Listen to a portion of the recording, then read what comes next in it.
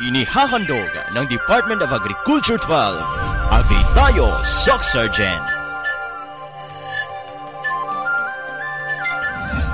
Isang masaganang araw po sa ating lahat, sa ating mga televiewers, lalong-lalo na sa ating mga magsasaka at mangingisdang pamilya dito sa Rion 12. Sana po ay natutukan nyo ang ating huling episode kung saan tinalakay po natin ang tungkol sa Organic Agriculture Program na batay sa Republic Act 10068. Samahan niyo po kaming muli sa isang oras na pagtatanghal ng ating programa dahil marami po kaming ibabahagi sa inyong mga bagong impormasyon, mga balita at bagong teknolohiya na maaari po niyong kapulutan ng kapaki-pakinabang na kaalaman hinggil sa larangan ng agrikultura at pangingisda.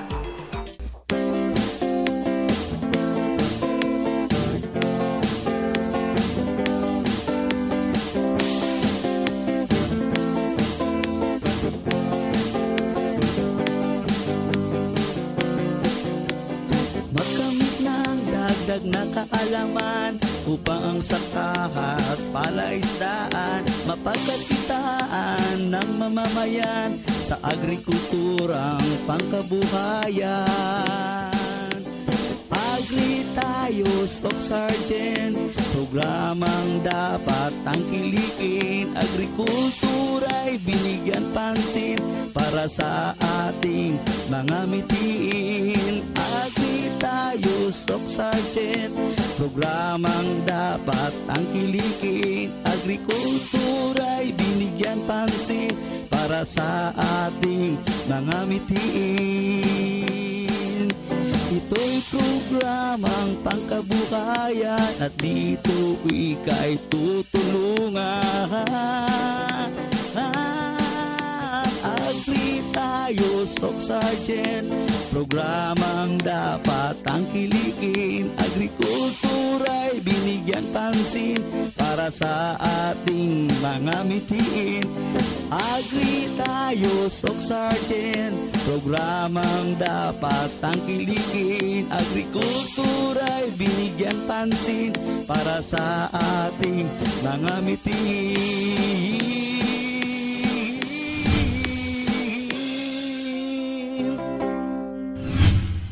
Ngayong episode ay sa sentro po ang ating programa sa usapang Farm Mechanization Program na kung saan ito naman po ay talagang tinututukan at isinusulong ng kagawaran ng pagsasaka.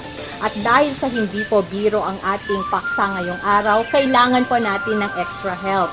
Let me welcome po ang nagbabalik nating co-host na medyo matagal-tagal din po natin hindi nakasama dito sa ating programa.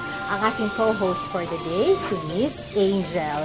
Magandang araw sa iyo, Miss Angel. Kamusta ka na? Magandang araw din sa iyo, Miss Weng. Eto, mabuti naman ako. At sa ating mga viewers, medyo matagal-tagal nga akong nawala at napansin ko nga, maraming nabago sa ating episodes today. Di yata nakatulong yung aking pagkawala, no? Para makaisip kayo ng mga bagong ideas. Hindi naman, Angel. Pero alam mo ba, nung nakaraang episode natin ay maraming dalang pasabog si Marie sa ating mga televiewers. Ikaw ba may dala ka ring sorpresa para sa ating mga tagapanood? Siyempre naman at pinaghandaan ko yan. Kung si Marie ay lumusong sa palayan, ako naman ay susubukang magbuhat ng isang sakong bigas. O gawin ninyong dalawa, kakayanin ko yan. Siguradong aabangan yan ng ating mga televiewers, Angel. Kaya wag na nating patagalin pa at umpisahan na natin ang ating programa. Kaya mula rito sa Rice Processing Center 3 sa Barangay Ambalgan, dito sa bayan ng Santo Niño, South Cotabato, ito ang programang hatid sa inyo ng Department of Agriculture Regional Field Office 12 sa pangunguna ni Regional Executive Director Amalia Hayag Datukan. Muli, simulan po natin ang pagtuklas sa ganda at sigla ng agrikultura dito sa Agri Tayo, Soc Sergeant. Pinarangalan bilang national winner ang Don Bosco Multipurpose Cooperative sa katatapos lang na National Organic Agriculture Achievers Awards sa Davao City. Maki-agribalita kay Lito Mariano Salvo. Hindi pinalampas ng mga organic farming practitioners ang isang aktibidad na isinagawa ng Department of Agriculture sa Davao City mula November 11 hanggang 13.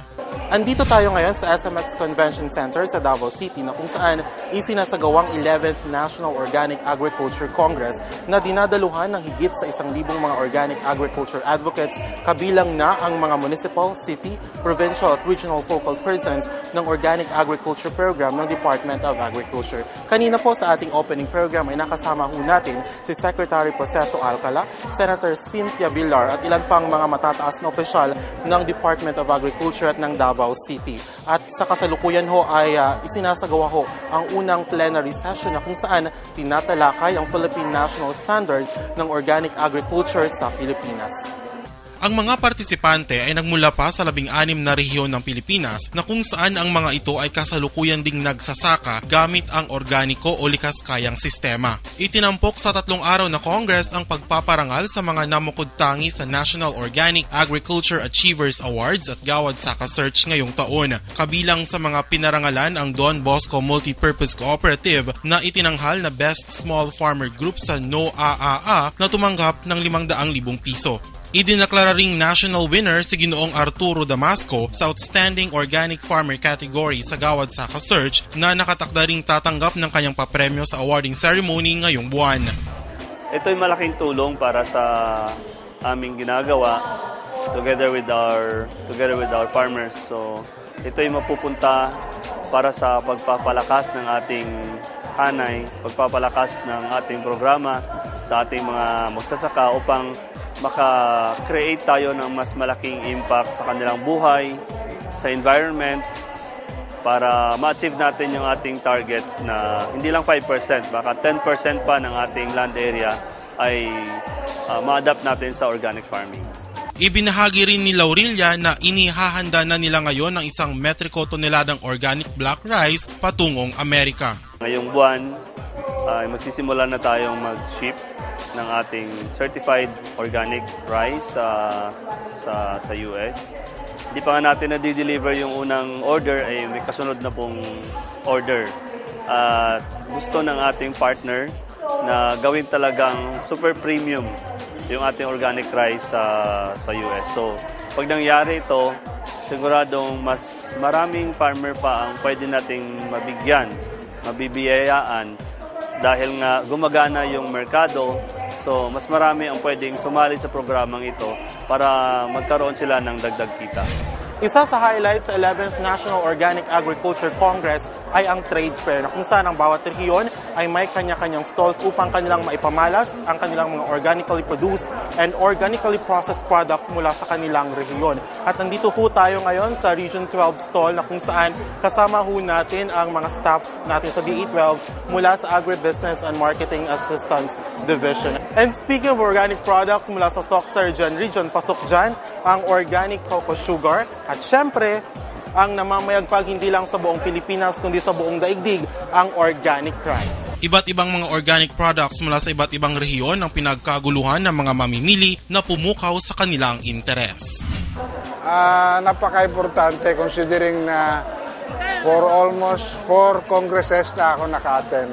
5. And every time naka-attend ako ganitong nadadagdagan yung exposure ko in interaction with other farmers sa ibang regions. At the same time, natutunan, makikita mo yung mga trends, technologies lately. Ngayon, I started as a delegate, participant. Now, exhibitor na rin ako. Mula rito sa SMX Convention Center sa Davao City, nag-uulat para sa Agri Tayo Soxargen, ako si Lito Mariano Salvo.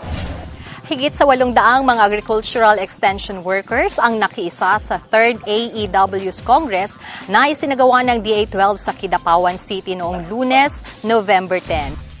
Abot sa 684 na mga agricultural extension workers or AEWs na nagmula pa sa iba't ibang panig ng Rehiyon 12 ang dumalo sa 2nd Regional AEW Congress na ginanap sa Agri-Complex sa Amas Provincial Capital, Kidapawan City, North Cotabato noong ika-10 ng Nobyembre. Pinangunahan ni Department of Agriculture 12 Regional Executive Director Amalia Hayag Datukan ang naturang aktibidad na naglalayong mapag-isa ang mga agricultural technologists sa buong rehiyon at makapagpulong tungkol sa mga mahalagang tupikong pang-agrikultura sa rehiyon.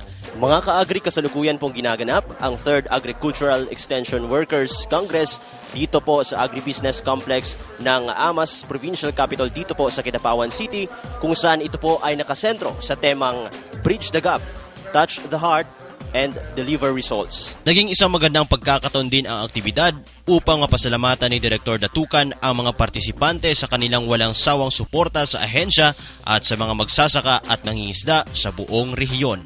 Our consistent partner, representative of the Governor, Loreto Cabaya, we are happy that they really recognize what DA is doing now. And hopefully, this partnership will get us in a more progressive North Cotabato and Region 12 in general. Sana po lahat ng ating mga partners, LGUs, will really work towards hitting our target. Ewan ko po kung ilan sa ating mga agricultural extension workers na nilalagay na sa ating mga puso ngayon that we indeed are given this rare opportunity to help the community. Hindi ba kayo nasasaktan kapag may ini-interview sa Manila at sinasabing, nararamdaman niyo ba ang gobyerno? And then the respondent would respond, wala, hindi namin nararamdaman. Hindi ba kayo nasasaktan dyan? Alam niyo, pag hindi kayo nasaktan, siguro maganda yung sinabi ni Honorable Cabaya na yung Bridge the Gap, Touch the Heart ay talagang hindi lang natin gawing advocacy, but advocacy in action, in heart. Nagkaroon din ng pag-uulat ng kani-kanilang mga accomplishments ang mga pangunahing Agri-Pinoy banner programs ng DA. So, andito pa rin po kami ngayon sa Agri-Trade Center, dito po sa Amas, Kidapawan City, kung saan ginagawa ang 3rd AEW, Agricultural Extension Workers Congress. Isa sa parte nito kasamang Weng ay ito pong quiz ng mga ating mga technicians kasi nire-review natin sila kung ano ba ang current events sa agriculture ngayon. Abot sa 104 na mga agricultural extension workers ang mga napili at mabibigyan ng pagkakataon na sumailalim sa isang lakbay-aral at team building activity sa pamamagitan ng pagbibigay ng tamang sagot sa mga trivia at palabunutan. Ayon kay Director Datukan, layunin ng lakbay-aral at team building activity na gawing mas epektibo ang mga AEW sa paghahatid nila ng serbisyo sa mga magsasaka sa kanilang mga lugar sa pamamagitan ng pag-expose sa mga ito sa mga natatayong sakahan sa ibang mga rehiyon. Samantala, ipinaabot naman ng mga AEWs ang kanilang pasasalamat kay Director Datukan dahil sa pagsagawa ng AEW Congress at idinilog din ng mga ito ang kanilang mga concerns sa ginanap na talakayan. So mula dito sa Amas, Kidapawan City, ito po ang inyong lingkod, si Nelly Escotilana para sa ating Agri Tayo, Soc Sergeant. Yes mga kaibigan, kasalukuyan nandito pa rin tayo ngayon sa Agri-Trade Center sa Amas, Kidapawan City kung saan isinagawa ngayon ang pag-elect ng mga agriculture extension workers dito sa lugar. Nanumpa na sa kanilang katungkulan ng mga bagong halal na mga opisyalis ng Provincial at Regional Agriculture Extension Workers Association bilang bahagi ng 3rd AEW's Congress na ginanap sa Kidapawan City noong Lunes. Ayon kay DA12 Regional Executive Director Amalia Hayag Datukan, layunin ng pag-organisa ng grupo ay upang magkaroon sila ng boses at makapagbalangkas ng mga plano para sa ikabubuti ng kanilang sektor at ng mga magsasaka. Ang naihalal na presidente ng Regional AEW's Association ay si Ginang Nora Anova at ang vice presidente ay si Dominador Balmore, Secretary Rinaldo Binyas, Treasurer Eliezer Cazar, Auditor May Baldove, Information Officer Lodopil De Palan. Samantala, nauna munang namili ng mga Provincial Federation President ang bawat lalawigan sina Nora P. Anova ng South Cotabato, Rolando Eresi ng North Cotabato, Noel Naungaya ng Sultan Kudarat at Samuel B. Intek ng Sarangani. Pinaalalahanan naman ni Director Datukan ang mga AEWs na dapat magsumikap at gampanan ang kanilang katungkulan o tungkulin dahil malaki ang kanilang ginagampanang papel sa pagtatamo ng Food Step for Sufficiency Program ng bansa. Mula rito sa Kidapawan City, nag-uulat para sa Agri Tayo Soccer Gen. Ako po si Ibs Baundi. Dumating sa General Santos City ang mga representante ng mga Regional Agriculture and Fishery Council o RAFC mula sa 6 na rehiyon ng Mindanao upang dumalo sa Mindanao-wide AFC meeting. Naging host ng nasabing pagpupulong ang Department of Agriculture 12 sa pangangasiwa ni Regional Executive Director Amalia Hayag Datukan at RAFC 12 sa pangunguna naman ni Chairman Dionisio Bautista. Sa nasabing meeting, ibinahagi ng bawat RAFC ang kanilang mga proyekto at mga inisyatibo sa kanilang rehiyon na maaaring makapagbigay ng ideya sa iba pang Agriculture and Fishery Councils. Bilang private partner ng DA, ang mga Agriculture and Fishery Councils ang nagsisilbing katuwang ng pamahalaan sa monitoring ng mga proyektong agrikulturang ipinatupad at ipinatutupad ng tanggapan. Nag-uulat para sa Agri Tayo Soccer Gen, ako si Edgar Alan Pasaol.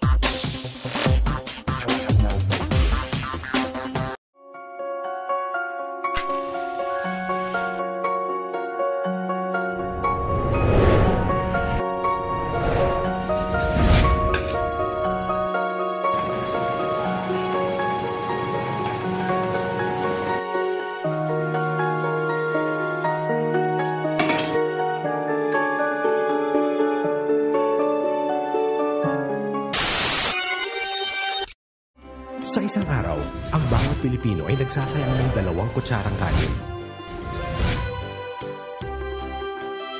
Katumbas ng mahigit na 1.7 million kilos kada taon na kayang magpakain ng 2.7 million Filipinos.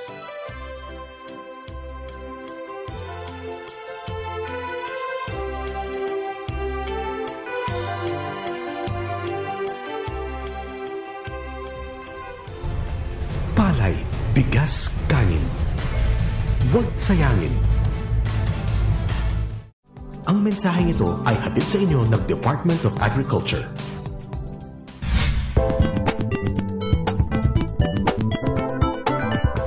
Alam ba ninyo na puspusan ngayon ang pagsusulong ng DA sa mekanisasyon ng mga operasyong pambukid sa Pilipinas?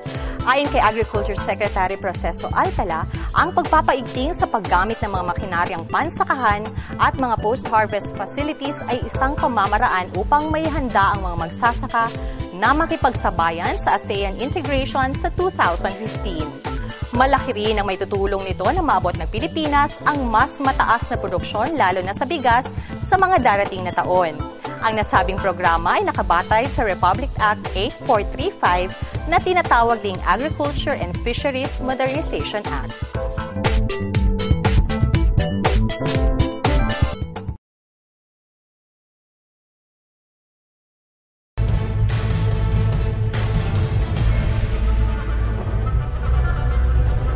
Palay,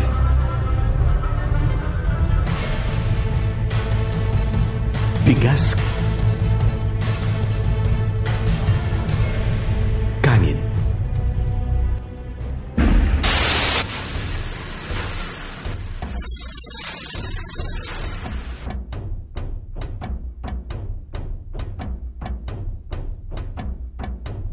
Isla ko, hugasan ko ang bugas. Gusto niyo iuwad ko sa balde.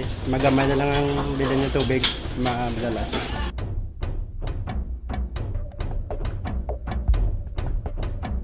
Chena bes manada kanon elton sayang kay takema di takedalang tustus. Ta pwede obserba ng mga okasyon, chena kita, nada gente ta saka manada kumida specialmente con el kanon. Aton nga panguwa kag busog na kitabi mga bay ano naton takaw-takaw na kami sa mata pero ang amon na appetite full na wala ginaubos tapos ginahaboy lang dayon in magbayo di ta masiguro in way roon maasag sa ang kanda suway amin biyak sa natud in magbabayo.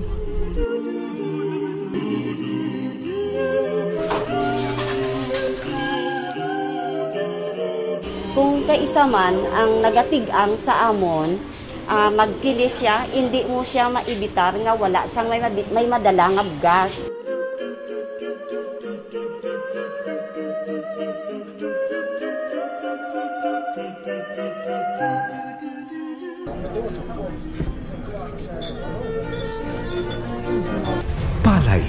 bigas, kanin. Huwag sayangin.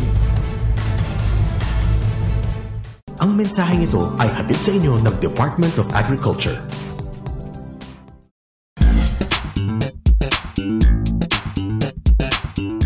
Ako po'y lubos na nagagalak upang ma-share po sa inyo kung ano po ang nangyayari dito, lalo na sa ating pagsasaka.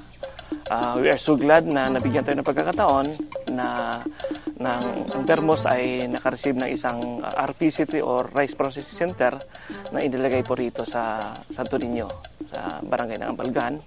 So ito ay may malaking biyaya para sa ating magsasaka. Dahil ang mga kanilang mga produkto ay madali na may proseso at i-market sa mga areas na kung saan maganda ang presyo. Una, from the farm, because we have we call it the mechanical dryer. So sa mechanical dryer, it takes only 12 to 18 hours may i-dry na yung kanilang palay. So safe na yun sa kanila kahit anong panahon, anytime of the day, pwede na po nilang ma-dry. In fact, we have the biggest mechanical dryer ngayon dito sa Mindanao. We have the mechanical dryer na may capacity na 400 ang isang silo at dalawa ito. So, kayang-kaya niyang mag-dry ng 900 sacks in just a matter of 18 hours. So, malaking biyaya yun sa magsasaka, makatulong sa kanila dahil once na na-dry na, safe na yung mga palay nila. So, they can stock, they can even kahit anong gusto nilang gawin, may tago muna, then aantay ng magandang presyo, mailabas nila sa panahon na kanilang gusto. Sa milling, ang ating RPC3 ay isa sa may nasasabi natin na may state of the art. Marami ito isang mga, we call it na, mga component na kung saan malaking advantage sa mga farmers. So, from the mechanical dryer, ipapasok na nila for husk cleaner, lilinisin mo na yung palay. Then we have the huller, magsiseparate yung bigas tsaka sa labhang niya. Then we have the separator. Yung separator, isa yung pamaraan na mabigyan magandang pagkakataon ang kanilang produkto. Then we have this destoner. Yung destoner kasi isa to sa pamaraan din na matanggal yung mga foreign bodies, bato or anything metal na masasabi natin paglabas ng palay maganda talaga. Then we have the whitener. Ang whitener po ay isang pamaraan na maipalabas mo talaga ang gandang kulay ng palay. Even though na kahit na medyo hindi maganda ang quality, pag dinaan mo ng whitener, matatanggal yung mga spotted niya. So, pag natanggal yon, maging maganda ang quality, then first class yung quality ng palay mo. Then we have the mist polisher. Yung mist polisher ay optional lang ito. Kasi pag mist polisher mo, hindi tatagal ang shelf life niya kasi parang hinuhugasan yung bigas. Pero kung titingnan mo, ang ganda ng quality niya. So, they can have a good price in the market. Then, isa rin yung sa mga pamaraan na makakuan mo. Ma-increase mo yung quality ng palay at ang presyo niya. Ang milling recovery nito, masasabi natin na mataas ang milling recovery dahil masasabi natin state of the art ito. So, magagaranti natin sa farmer pag maganda ang quality ng palay nila dahil we have the milling recovery of 65 to 68%. So, ang laking tulong na yun sa magsasaka. So, isa po rin yan na masasabi ko na based ito sa mga sabi ng mga nagpamil dito na once na dinala nila sa area na Jansan, hindi abutan ng hapon, ubos yung produkto nila. Madaling i-market ang mga produkto na galing dito dahil masasabi natin na quality ang bigas na lumalabas dito sa ating RPC3. At the start, masasabi natin na medyo from January up to March, up to June, masasabi na negative kasi state of adjustment pa. So, minsan, sumasakit nga ang ulo namin with the manager na kung minsan masasabi natin na negative, ano? But at the end, pag-start ng August, September, October, masasabi natin na gain na kasi lumabas na yung 65% na milling recovery. In fact na, ipagmalaki po natin, this September, kasi ang September is month ng full blast ng harvest time. Just in one month, nakapag-gross po tayo ng 656,000 at nag-net ng 260. So malaking tulong ito sa magsasaka na masasabi mo na kung saan ang programa ng gobyerno ay nakakamtan talaga nila. May gusto ko lang po sabihin sa inyo na mayroon kaming total number of sacks na pamil. From January to October, we have a total of, sa mechanical dryer, from January up to October, we have the total of 22,934 sacks ang na mechanical dryer. 22,934 sacks ang nating na mechanical. So equivalent to 1,376 tons ang na mechanical dryer natin. So napakalaking bagay ito sa magsasaka. Then ang sa milling po natin, nakapag-mill po tayo ng 27,296 sacks. 27,000 27,296 sacks ang na-emill po natin na nagtutotal ng 1,364 tons ang naipalabas natin dito. So, kung titingnan mo, with a short period, ang laking production, ang laking tulong sa magsasaka. Ako po'y lubos na nagpapasalamat sa ating Pangulo kung saan binigyan niya ng makaukulang pamaraan or pansin ang ating magsasaka, especially with Secretary Alcala, at tinutukan po niya ito. So makikita mo na na-eliminate natin with the mechanization we have, eliminate natin yung losses, then the farmers can produce good quality and fast production ng kanilang palay. So kung talaga sa gobyerno, maraming salamat. And in fact, makikita mo ang mga sabi-sabi ng mga tao kung saan sinasabi talaga nila ng mga benefits na ibinigay ng gobyerno sa kanila. So, sa lahat, sa ating gobyerno, sa ating pamahalaan, sa ating mga kagawaran na kung saan tumutok po sa ating pagsasaka, maraming salamat po.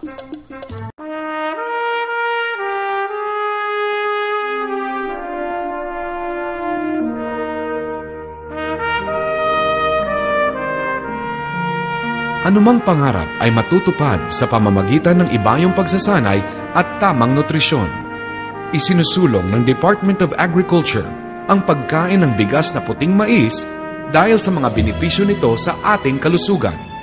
Mayaman ito sa protina at mineral.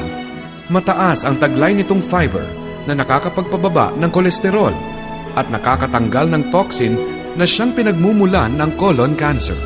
Mabagal matunaw ang mais, kaya't maiiwasan ang pagtaas ng blood sugar na sanhi ng diabetes. Mas tumatagal ang pagkabusog at napapanatili ang lakas at tatag ng ating katawan sa mais. Kaya, ito ang pagkain ng kampyong katulad ko. Mais, para sa mas malakas at malusog na Pinoy, magmais tayo.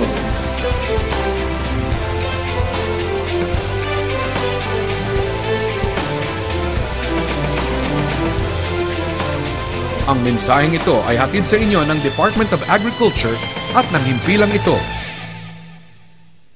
Kasalukuyan po pa rin kayong nakatutok dito sa Agri Tayo, Soxargen. Ngayon naman ay ibabahagi namin sa inyo ang kwento ng isang magsasaka ng tubo na nanggaling sa Matalam, North Cotabato. Alamin ang kwento ni Ginang Girly Adog at kung paano niya napalawak ang kalahating hektarya ng kanyang lupa hanggang sa ito ay umabot na sa mahigit na 20 na hectares ng lupa. Ma-inspire at mamangha sa kwento ng ating Gawad Saka Outstanding Sugarcane Farmer sa ating Tatak Agribida.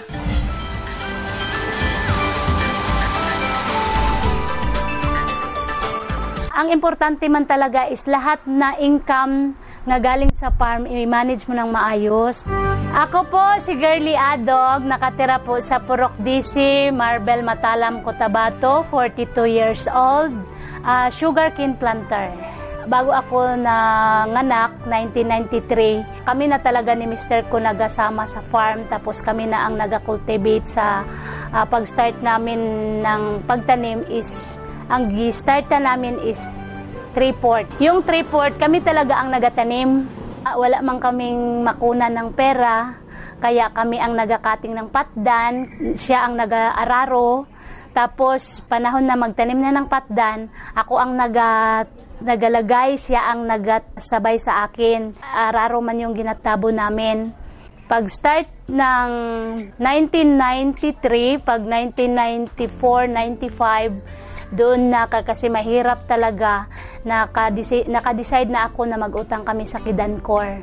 First na utang ko sa Kidancor is na-releasean na ako ng Kidancor na 50,000 sa awa ng Panginoon. Pag-start ng 3/4, nagpapunta ng 1.5 hanggang nag 3 hectares, hanggang nag 5 hectares, hanggang nag 10, hanggang naglawak siya ng 20.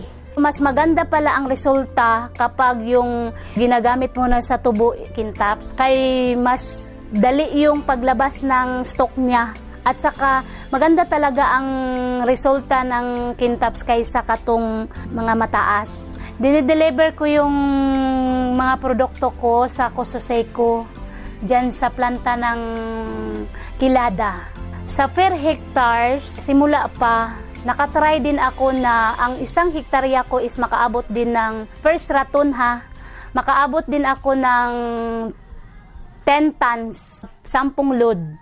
Pero pag pangalawang harvest na, mag-ano man yan, magliit man yung harvest mo, 80,000, 70 to 80,000 tons. Malaki talagang tulong kasi dyan kami nakakuha ng knowledge at saka malaki talaga yung pera na galing sa tubo.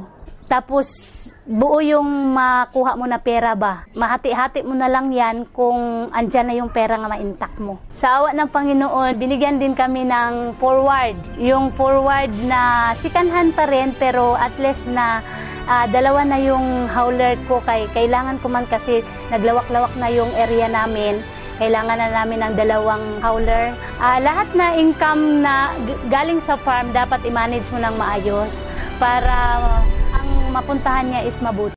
Ako po si Nelda G. Cordero, isang organic advocate ng Barangay Taplan, City of Coronadal. Nagsimula po kami ng organic farming noong inadapt ng City of Coronadal, City Agri Office, ang organic agriculture na ibinigay sa aking husband na isang agri-technician na maging coordinator ng organic agriculture. So inumpisahan namin mag-organic sa farm upang ma-showcase namin sa mga farmers na ma-encourage na mag-organic farming. Ang organic farming is makabuti sa ating kalusugan at saka mapaiwas tayo sa mga sakit na lumalaganap ngayon, na maraming sakit ang ating mga kapatid. So, nag-go into organic kami para nga ma-encourage din namin sila na mapaiwas sa mga sakit na lumalala ngayon. Ang mga tanim namin dito sa rice field namin is rice at coconut. May fish pond kami na 10 ponds. May prutas na kalamansi, may rambutan, mayroong pomelo, mayroong sunkist, at saka mayroon din kakao. Sa production ng organic farming, kung sa amin is ang income po is okay lang din po ang income kasi kung sa synthetic naman mas malaki ang harvest pero mas malaki rin ang gastos. So sa organic farming is medyo maliit ang harvest pero mas maliit din ang gastos kasi hindi tayo gumagamit ng mga chemicals na masyadong mahal ang presyo at saka synthetic na abono. Kami sa ngayon ang aming kinakain is na rice is organic rice. So sa awa ng Panginoon wala kaming dinaramdam na mga sakit.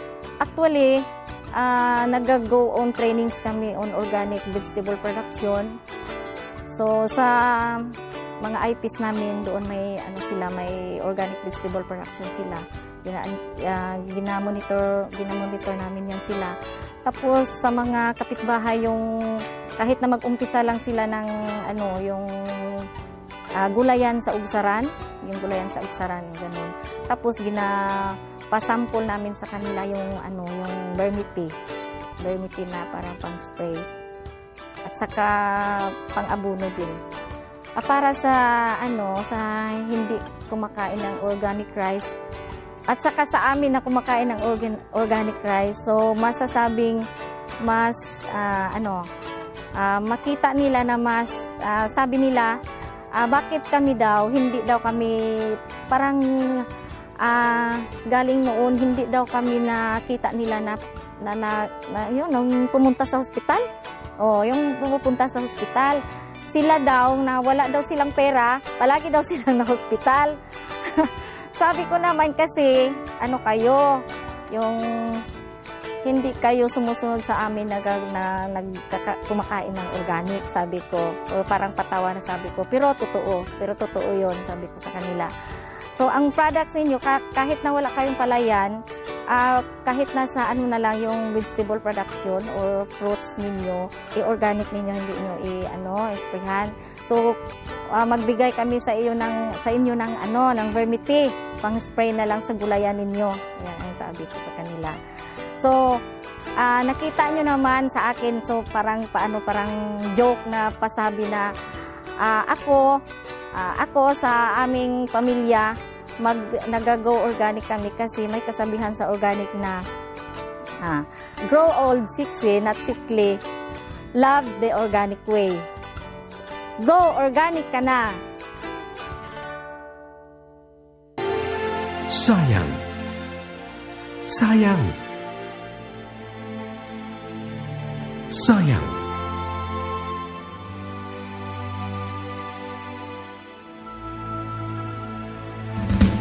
Madami sanang nakikinabang kapag walang nasasayang.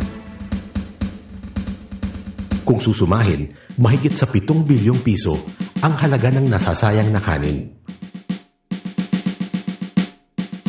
Ang halagang ito ay maaari nang makabusog sa milyon-milyong pamilyang Pinoy. At makatulong sa ating mga kababayan sa iba't ibang pamamaraan.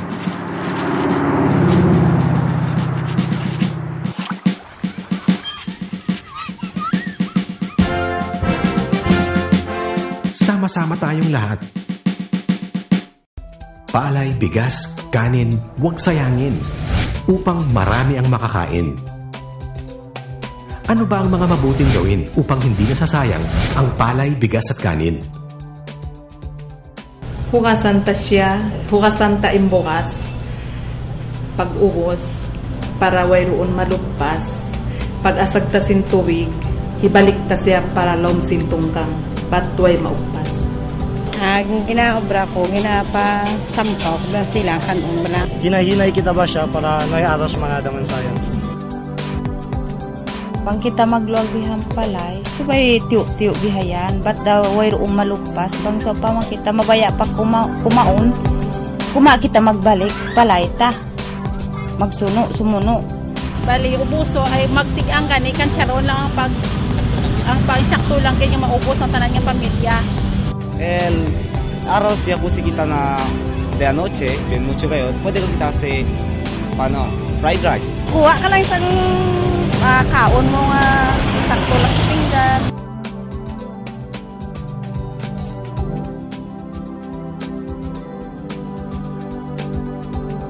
Alamin at tandaan ang mga tamang pamamaraan upang iwasang masayang ang kanin.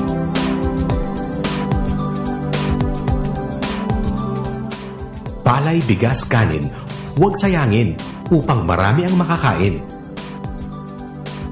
Ang mensaheng ito ay hatid sa inyo ng Department of Agriculture.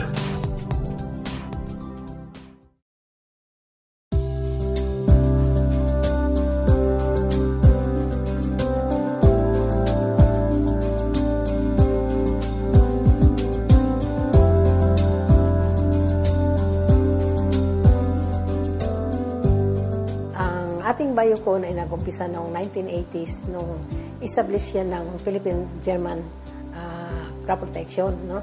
So, 1980s nag-umpisa na siya. Ang una lang natin doon is Trichobrama, yung in-establish natin. Later, nag-branch out tayo ng ibang biocontrol agent. Dito lang na 2012 kasi nagbigay ng pundo si Director para i-establish natin sa mga community kasi hindi natin kayang i-support lahat ng munisipyo sa Region 12 kasi malawak tayo masyado. We have 48 municipalities and 90% of that is rice area. At saka meron ding corn. So, ang Biocon na establish natin, yung trichogramma, no? Meron tayong 3 species of trichogramma. Yung para sa stem borer ng rice, meron tayong kay Lunis para sa fruits and vegetable, and yung specific natin na yung trichogramma evanescens para sa corn borer lang yun. Then we have also yung ating biocontrol agent dito na Metarhizium anisoplay. So yung Metarhizium is marami siyang iko-control na, isa kasi siyang pathogen, marami siyang iko-control na pest. Unang-una doon yung rice black bug, kasi yun yung pinaka-problema natin. So we have rice black. Ang target natin is, ang binigay na target ng region is 360,000 packs para ma-serve natin yung 10% of the rice area natin sa Region 12. So, kaya naman natin abutin yun. No? Na-serve natin in 2013, itong 2014, nag-establish tayo ng dagdag na biocontrol agent laboratory na funded yun ng region. No? Nag-umpisa tayo ng 2012, mayroon tayong 7 noong 2012. 2013, meron tayong 13, no? 2012, 2013. Ngayong 2014, meron din tayong 8. So, all in all, meron tayong 26 na tayo na lab. And 12 of that is operational na. No? Yun yung makakatulong sa atin para ma-solve natin yung maraming demand ng farmer. No? Sila na yung mag-serve sa kanilang mga constituents. Pag gumamit siya ng biocontrol agent, ma-reduce yung pesticide use niya. Yun yung purpose natin. Kasi ang ating community-based biocon lab or the biocontrol agent is in support to organic farming natin. So, malisin natin, no? Maiwasan pa natin yung hazard doon sa farmer. Isa sa nakakatulong yung ating mga local farmer technician. Kasi nung nandyan na yung local farmer technician, kasama sila doon sa nag-introduce ng ating biocontrol sa mga munisipyo. So yun ngayon yung inahabol natin yung demand ng farmer kasi ang dami. Region-wide, meron tayong 88 na local farmer technician. Yun yung region-wide, nagsaserve nung nag-promote ng ating biocon. So palagi tayong kukulang. Dahil sa kanila. Tungod sa constant nga pagkanak namon sang Farmers Class through Farmers Field School, IPM, gi-introduce naton ang lain-lain nga mga biocon agents like for example ng trichogramma, Metarhizium. Ang trichogramma once gin-introduce sa corn, ulihi lang ning palay, no? So, pag sang mga stem borer, pag outbreak ng stem borer, gin-testingan naton ang trichogramma nga para sa rice, kag dito nakitaan sa mga farmers nga nagamit nga epektibo kayo. Sadto nga wala pa kami gagamit, ang pinakataas namon nga harvest sadto, gaiti lang kami ang pinakataas namon nga harvest. And then pag sige namon gamit sadto, after 1 year ato nga next year sa main crop lang kami sa na ang magdako ang harvest namon. Pagkasunod ato nga tuig, naka-harvest kami sa tanom, naka-harvest kami sang daw 86 ata to. And then pagka next naman yung main crop, ang harvest ko sa 103 sacks. Practice din po ako ng organic farming, although hindi siya talagang 100% dahil marami pang contamination sa tubig at iba pang mga sa mga kapwa namin magsasaka kasi ang iba gumagamit pa ng mga chemical. Na-convince po ako dahil gustong una po yung safe na pagkaon and then environment friendly na mga alternatives and approaches sa pagsasaka. Dati kasi yung aming production, nag-average naman po kami ng 70 bags per hectare at 65 kilos per sack. Nang gumamit po kami ng biocon, actually may record po kami diyan. The other croppings ng nakaabot po kami ng 98 bags at 65 kilos per hectare. That's almost 6.3, more or less 6.3 tons sa isa hektarya. Ito ay combination po ng organikong pagsasaka, mga organic inputs, and then yung Metarhizium at saka yung Trichogramma japonicum po para sa palay. Isang pasasalamat po sa ahensya ng ating gobyerno, lalong-lalo na sa Department of Agriculture mula sa national level papuntang regional field office, sa ating mga coordinators, sa Office of the Provincial Agriculturist, and then sa Office of the Municipal Agriculture, sa ating mga technician na katulong po ng mga magsasaka na kumbaga kung mayroon kami mga problema, ipinapaabot po namin kung anong pinakamagandang intervention, ano yung kumbaga nakakatulong talaga sa magsasaka.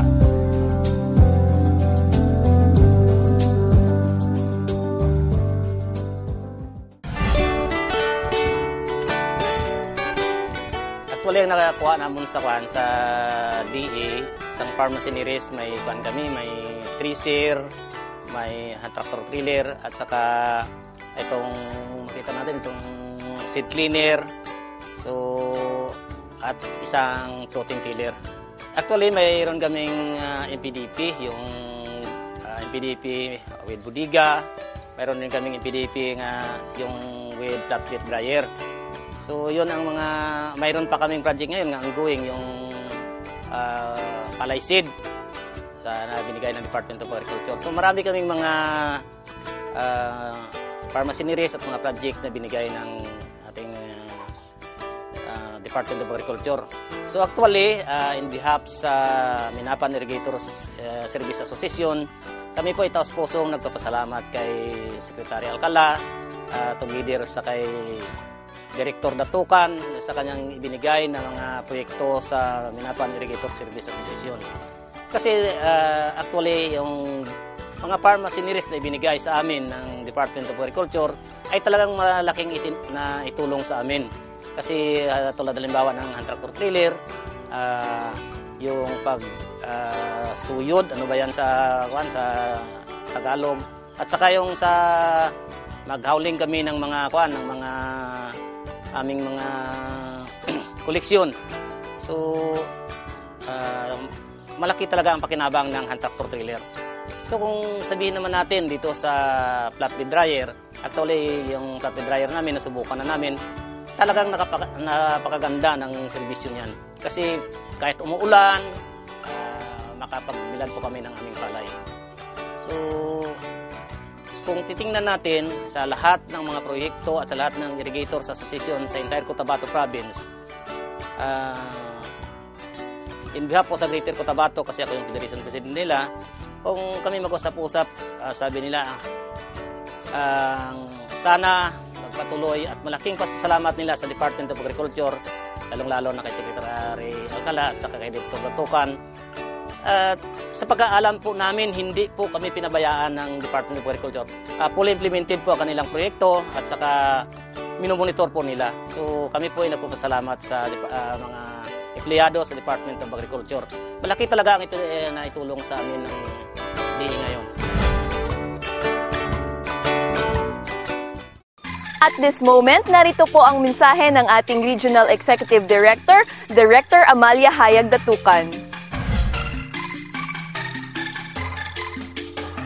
Ito ay ating pang-pitong edisyon at ang pag-uusapan natin ngayon ay ang Agri-Pharmacineries na paboritong-paborito ng ating mga magsasaka sa lahat halos ng mga programa ng Department of Agriculture.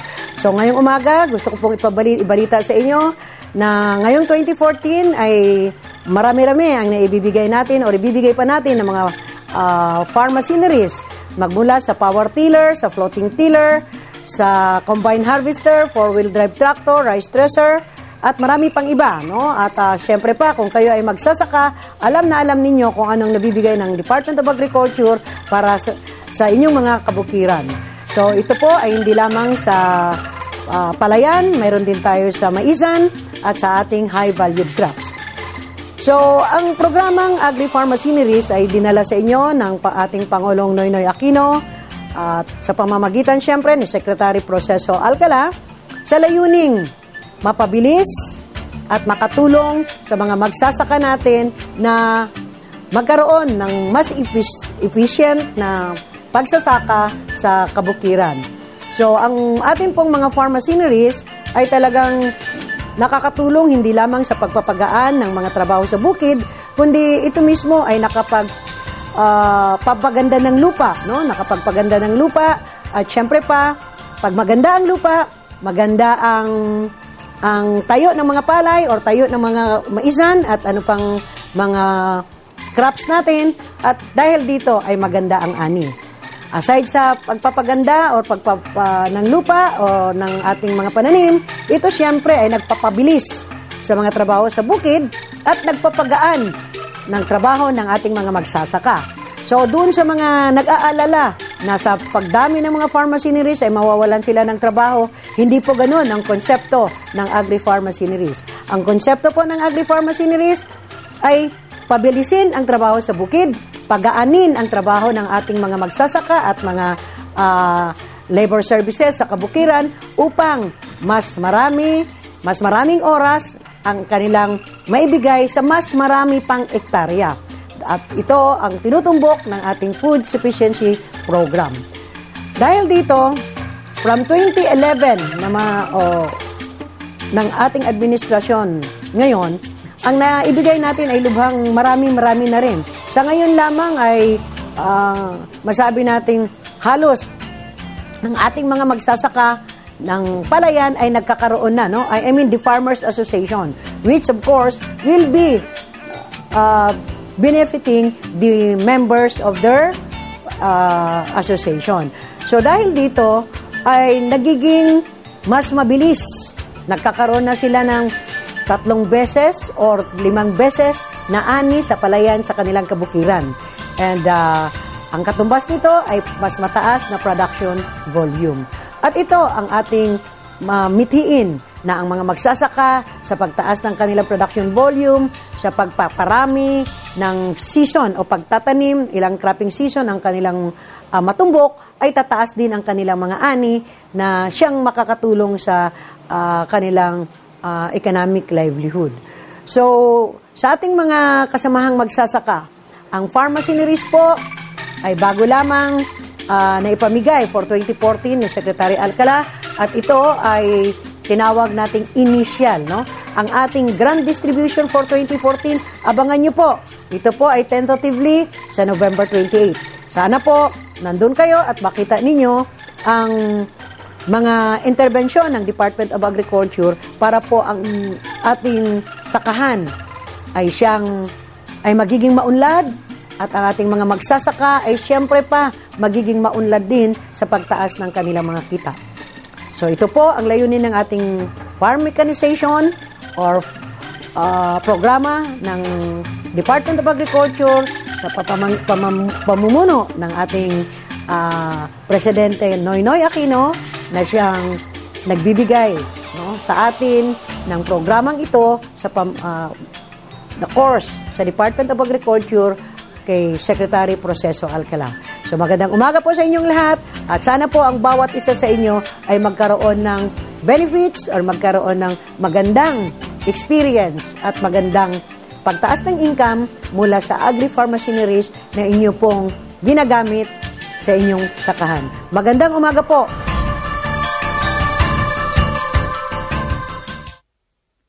Ang El Niño ay isang hindi pangkaraniwang kaganapan sa klima na nararanasan sa buong mundo. Umiinit kasi ang karagatang Pasipiko, kaya nagiging mainit at maalinsangan din ang buga ng hangin. Tumatagal ito ng 8 buwan, minsan higit pa sa 1 taon. Naulit din ito tuwing 2 hanggang 7 taon. Iba-iba ang pagitan, kaya mahirap hulaan. Ang pinakamaganda, maging laging handa, lalo na yung mga pinakaapektadong lugar. Huli tayong dinalaw ng El Niño taong 2010, kung saan libo-libong ektaryang sakahan sa bansa ang natuyo. Nagkaroon din ng malawakang kakulangan sa tubig, pagkamatay ng mga lamang dagat, pagbaba ng produksyon ng mga pananim, malnutrisyon at pagtaas ng mga bilihin. Hindi biro ang mga epekto ng El Niño, kaya't wala man sa kamay natin ang pagdating nito, harapin natin ito ng may kaakibat na solusyon.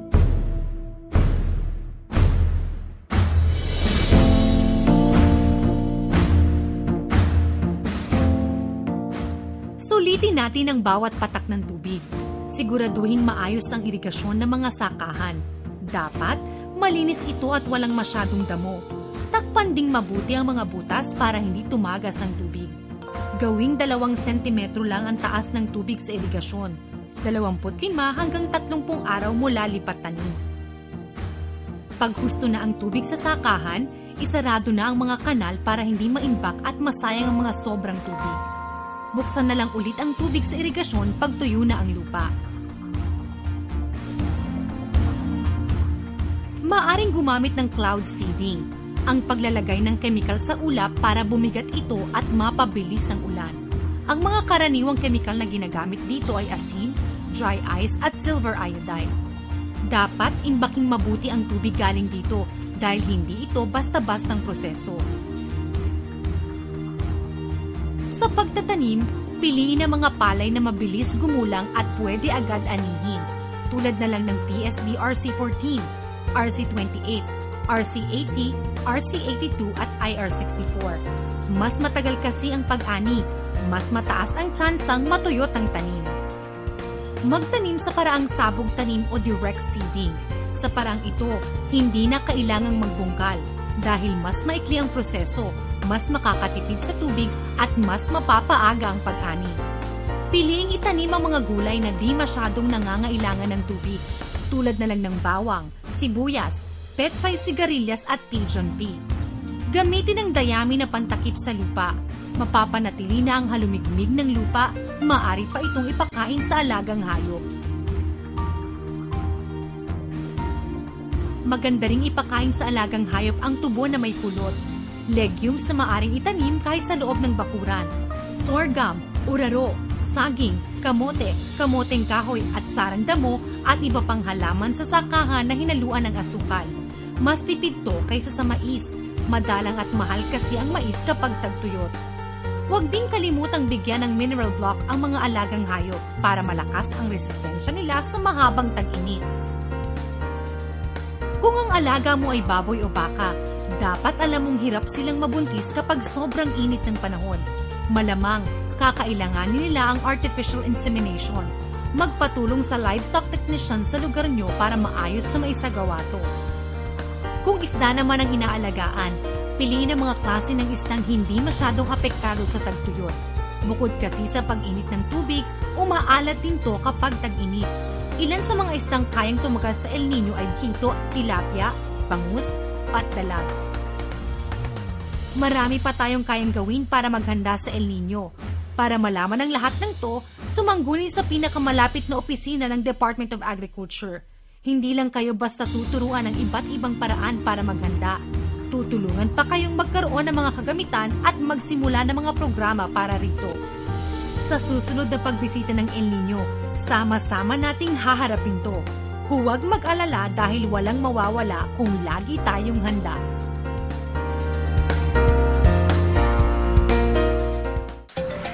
Talaga namang naging hitik sa mga bagong kaalaman hinggil sa larangan ng agrikultura at pangingisda ang isang oras nating pagsasama. Pero bago po tayo magtapos mga ka-agri, narito po muna ang listahan ng mga broadcast outlets.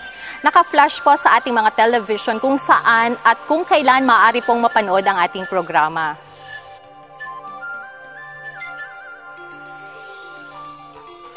Kaya tuwing Sabado, pagpatak ng alas 9 hanggang alas 10 ng umaga, sana po ay samahan nyo kaming muli at sabay-sabay po nating tuklasin at palaganapin ang ganda at sigla ng agrikultura dito sa Agri Tayo, Soc Sergeant.